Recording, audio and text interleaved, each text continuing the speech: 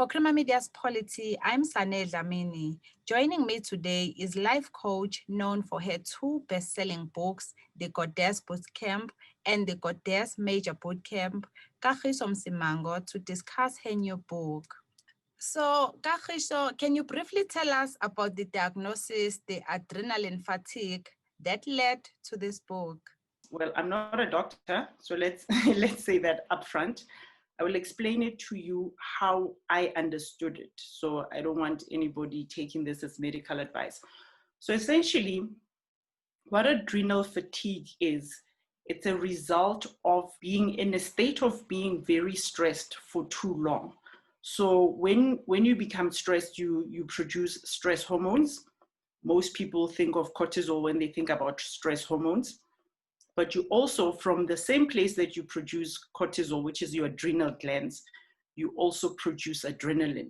And what most people don't realize is that often when people think about adrenaline, they think that if you go scuba diving or you jump off a plane or you're getting mugged, you get this surge of adrenaline, right?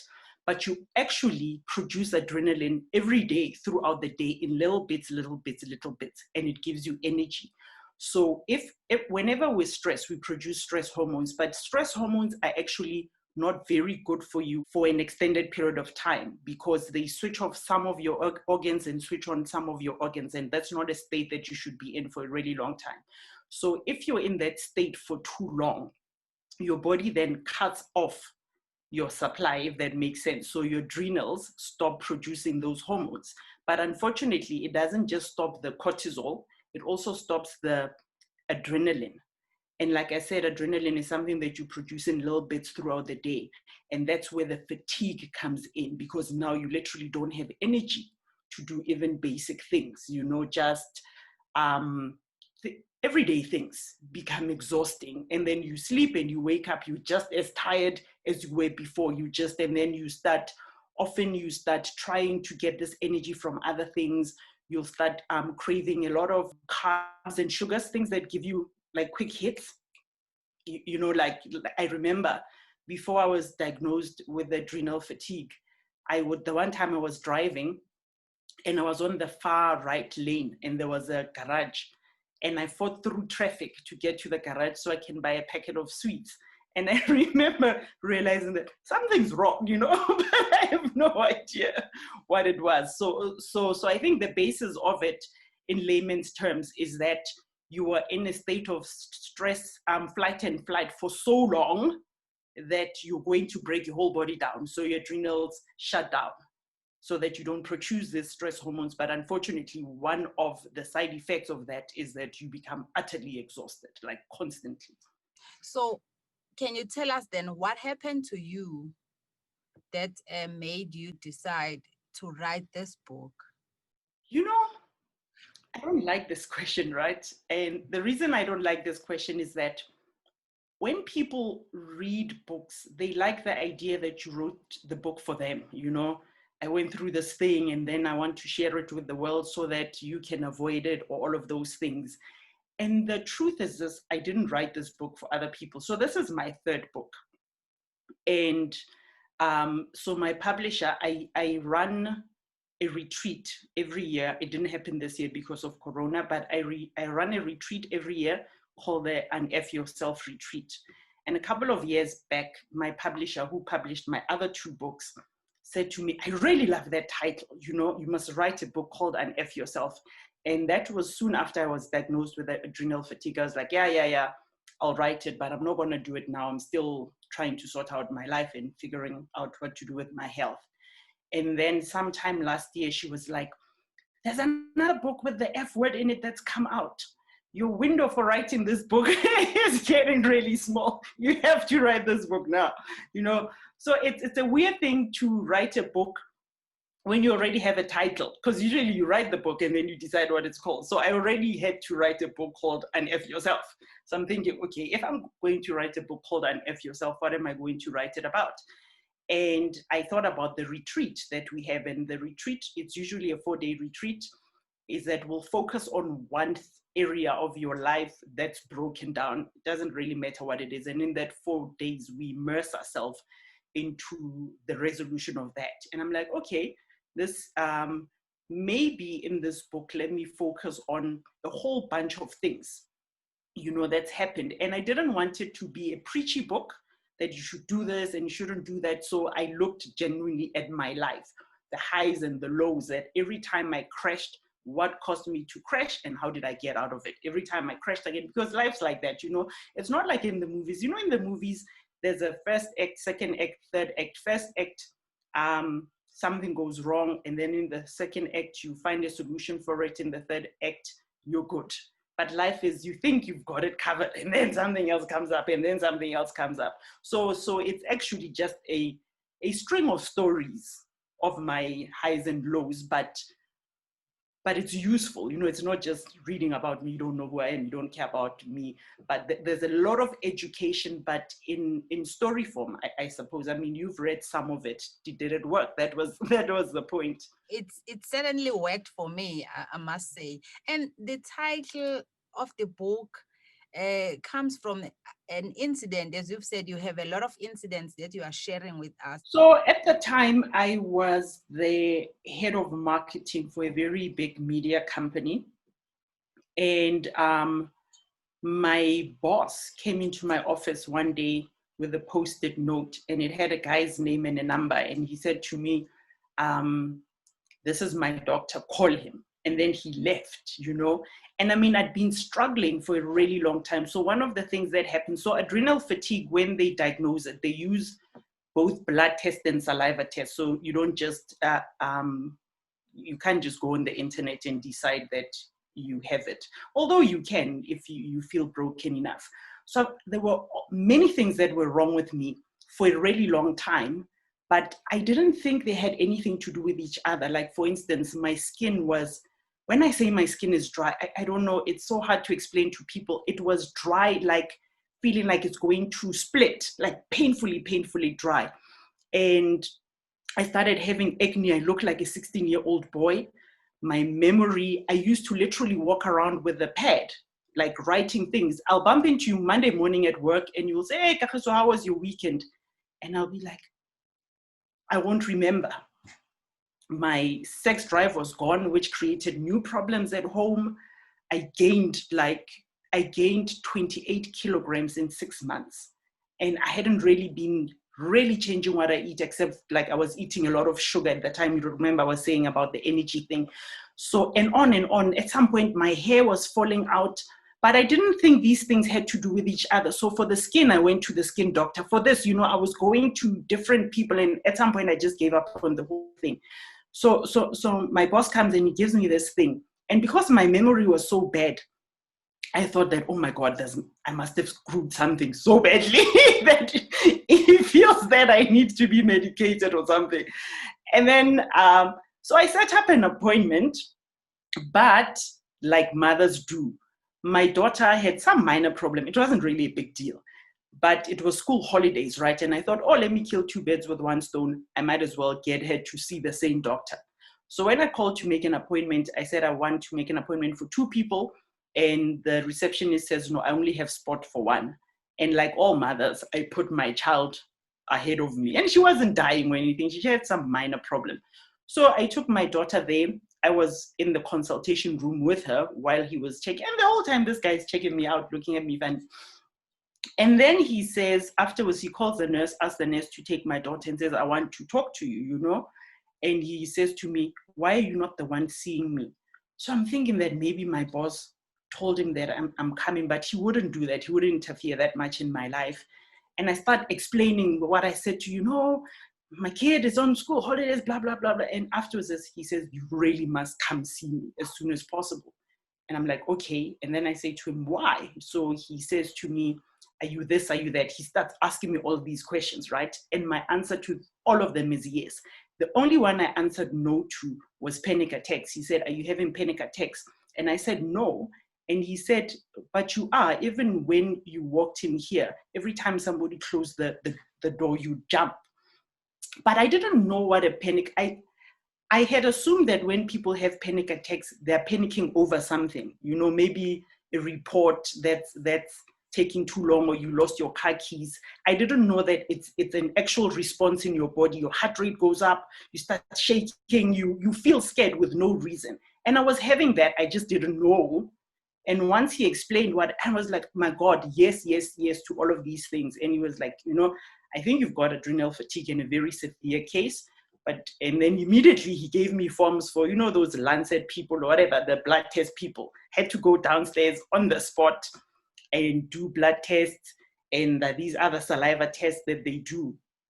Yeah, and then when I got home, I read up about it. And the more I read up about it, the more I started to panic, which didn't help because the whole point of adrenal fatigue is that you're stressed. And I was reading these things. And eventually when my diagnosis came, so they put it in 3-4 stages. And I was already in stage 3, and stage 4 usually is when it turns into chronic illnesses like high blood pressure, diabetes, whatever, because your endocrine system, which has all your hormonal glands, it's one system. So if one of the things like your adrenals stop working, other parts of your endocrine system have to carry the load for it. So then they start falling apart. It's like if one thing is wrong with your car and then you don't fix it, and then something else becomes wrong, and then it starts affecting your thyroid, your reproductive system, everything. So I was already at a point where it was not just my adrenals, but it was breaking the rest of my body, basically. Yeah, and what would you say if I say personally, I felt like in this book, you are warning us or you are just reminding us to stop and smell the roses? Would you agree with my observation? No, I wouldn't. But not, it's a yes, but it's more than that. What I'm saying in parts of this book is that the way the world is set up right now doesn't look at us as humans. It looks at us as cogs in a system, either as producers or consumers or both. When you go to work, you're producing something, you come out of work with the money, you go and consume. And this system has become very depersonalized, and it's just looking at you as either a consumer or a producer or both, not as a human being. So you can't let the system decide for you what's normal, what's healthy, what's right, because it sounds harsh, but it doesn't care. You have to take responsibility for yourself and ask yourself, is it, I was about to say normal, but there are a lot of things that are normal that are not right, that are not healthy, right? Is it healthy for me to work 8 hours and then be stuck in traffic for an hour before and an hour after, which is 10 hours, and then get home and then look at my phone and get more messages from wherever, and then have this email doing this? Is this healthy for me, right? The fact that everybody's doing it, your colleague, your husband, your next door neighbor, is neither here nor there, because it's becoming progressively more hostile to our well-being. So it's more than stopping and smelling the roses. It's like a very hard look, that because we think that we're supposed to do, this is how life is done. We have this, and this is life, just deal with it. No, you can stop and say, does this work for me? And if it doesn't work for you, you take yourself out of there and then design a life that works for you. And it's drastic. I understand that, which is why, and somebody else was asking me that how do you change your life like that? And I'm like, to be honest, I think that unless something really bad happens to you, like with me with that adrenal fatigue, you'll keep on postponing it. Yeah, I know stuff doesn't work, but I'll fix it. I'll go on holiday for 2 weeks. I'll have some wine to relax. I feel like because it requires such a big change for most of us, something has to go very wrong for you to say, okay, I'm scrapping this whole thing and I'm going to build it up from scratch. And Kagiso, in chapter 3, you explain the commandment number 1, where you say only treat as gospel what you've experienced firsthand or sourced from within. What do you mean, and why is that important? Well, so let's go back to what I was saying now about a system that treats us as consumers and producers, right, as opposed to people. So I'm going to make, this is an hypothesis, I'm not claiming that it's the truth. So say you've got a whole industry that's built around cancer, right? It's a very lucrative industry. They make a lot of money. They are shareholders, they're rich people. A lot of people are employed in the system. And then you discover that there's some random herb that grows in the Kalahari that if you take it for 5 weeks, it kills all the cancer cells in your body. And you go to the pharmaceutical industry and you tell them this. Do you think they're going to use it? So that is my point. My point is that a lot of us, because we're good people, we've become really naive and we assume that the world is on our side. But it's a system, and anything wants to be alive, wants to stay alive. Even systems want to stay alive. And when you come in, or what you need, if your needs are opposed to the needs of the system, it'll take care of itself before it takes care of you. And I don't want us walking around thinking that everybody's out to get you, but we have to own our own health and well-being and all of those things, and stop assuming that industries are here to parent us. They're not here to parent us. They've got their own objectives, and often those are opposed to what is right for you. It was also interesting to read that you say stress comes from factors that are not life-threatening, like politics, as well as chasing deadlines. What do you mean by that? Our bodies haven't caught up with how quickly the world has changed. So apparently, Homo sapiens sapiens, which is the version of us that is here now, is less than 500,000 years old. But in that time period, our environment has changed a lot. So when we evolved into the kind of human beings we are now, we had to worry about being eaten by stuff, right? We lived in caves and whatever, went hunting, and ning a cheetah or something will jump out. And the job of the whole flight or flight system is to give you a chance to survive a life-threatening situation. So say you're going around, you're going to fetch water from the river, and then this leopard jumps out. You produce all of these hormones. One of the things that they do is that they shut down your digestive system, because you don't need all that energy going there at this moment, because you might die. They increase your heart rate. They send blood away from your abdomen into your limbs, into your legs and your arms, so that you're able to run or fight, right? And then maybe you run away from the leopard, and then 5 minutes later it's done, or it eats you and then you're dead, right? But we don't encounter those things. What we encounter is that you're driving and then a taxi driver brakes immediately in front of you, and it's scary, right? And you get into this thing.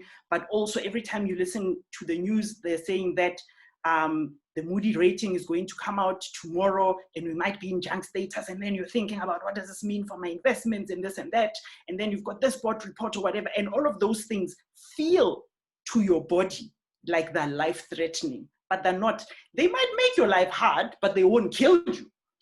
But the response from your body is the exact same one that you would have had 250,000 years ago when you saw the lion. And remember what I said, shutting off your digestion, moving blood from certain areas, increasing your heart rate. That's not a state you should be in constantly. It's something that has to come on when there's a stressful situation and go down. But the things that stress us now don't go away. It's a constant thing. You open the newspaper, you find out that some other woman has been killed by her boyfriend and this, and like it's relentless. Yeah, that's the word, I think. And you also share 2 incidents that happened a few years back, but I will touch on one. The one where your cousin died, Utami. Mm-hmm. Would you say it also impacted on what you were diagnosed with many, many years later? And would you mind briefly sharing it with our viewers? I don't know, it's we can theorize about it, both you and I. But the thing is, the essentially illnesses like adrenal fatigue and many others, because we all have a lot of people with problems that come from feeling unsafe. Essentially, when you produce stress hormones in any moment, it's because you feel unsafe, right? And it might be you might go through COVID and maybe you run a small business and there's lockdown and then you lose your business or whatever, and then you are in a very stressful situation for 6 months, 7 months, and then it takes a toll on your body, right? It's an event. But sometimes things have been happening in your life progressively that make you feel less and less and less and less safe. And already you look at the world as a place that's not safe for you, if that makes sense. So it's not always that you can pinpoint where your sense of feeling unsafe comes from. And a lot of us have many, many reasons to not feel safe. The unstable economy is one of them. Living in South Africa, being a woman in South Africa, in its own, it's very stressful, depending on where you drive in South Africa as well, right? There's a whole bunch of other stress that comes with that. But ultimately, it comes to how safe are you feeling in your body. It doesn't really matter why, you know. I mean, you want me to talk about the incident with Tammy? I decided when I was 8 years old, after my cousin died, that not that God doesn't exist, but that clearly I'm not on his radar. It was unfortunate that a Sunday school teacher told me 2 weeks before he died that if you pray for anything, God will give it to you. She didn't explain that God is not in the business of resurrecting people or whatever. I was 8 years old. I believed it. I spent like a whole week praying for my cousin, and he first he was alive, but in ICU. Then he died. And even after he died, because I was a kid, I still believe what the teacher told me. I was like, no, don't worry, guys, I've got this. You know, I'll sort this out. It's going to be fine. And then afterwards, I was like, okay, clearly this guy, I don't know, he doesn't like me, or he's not interested in me, or whatever. And it's not everybody is particularly religious or Christian or whatever it might be. But already having to think from that age that there's no one bigger looking after you would contribute to feeling unsafe in the world and thinking that I have to look out for myself all the time. So it's not actually I never made that connection, but now that you mention it, it would, yeah. And do you think that lockdown, having spoken about lockdown, may have exacerbated this condition to those who maybe have been assisted to cope with adrenaline fatigue? You know, I think like everything in life, you know, that saying that if the universe gives you lemons, make lemonade. We can all go through the same situation and take different things out of it. I know people who completely fell apart during lockdown, and our circumstances are different. I also know of a lot of people who had to confront a lot of relationship issues because the busyness and going out and doing things you didn't have to deal with. Actually, I don't like my husband very much, or whatever. Why did I have so many kids? And now you're stuck with all of these. It's true, right? You're stuck with all of these people in the house and it's a mess.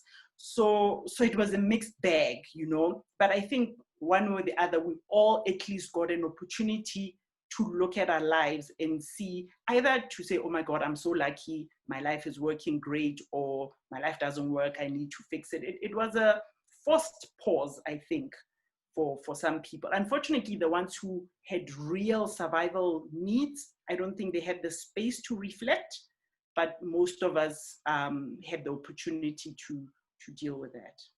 And lastly, before we wrap up, what else would you say people will be getting if they read your book? You know, I tried. So I'm a life coach. I don't like that word, but I am amongst other things. And the other 2 books that I wrote, which were very successful, they did well, best-selling, were very, I think, prescriptive. Do this, don't do this. And in this one, I refer people a lot to other things. Go check this out, go read this, try this, and whatever, which goes back to the whole point of the book, that we have gotten to a place where society is such that you don't get to just swallow things, even from me, from no one. You have to take this responsibility to go out there and figure things out for yourself. So I suppose that my message would be, it might sound harsh, but it's time for all of us to grow up and take responsibility for our well-being, whether it's physical, mental, emotional, or spiritual. No one will ever care about your happiness, health, and success and wellness more than you. And we need to start owning that.